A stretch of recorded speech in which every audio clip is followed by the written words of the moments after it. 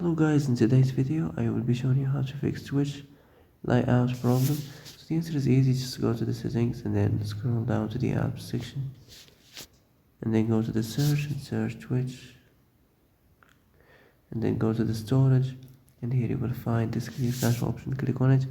Now you can go check it if it worked, and if it didn't you can try to restart your phone or turn the Wi-Fi off and on, or the Bluetooth or the airplane mode.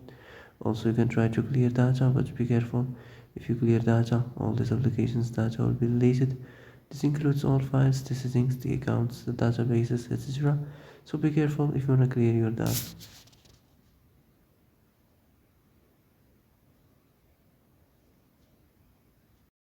And that's it for today's video. I hope this is the answer you've been looking for.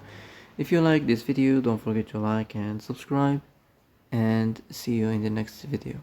Thanks for watching.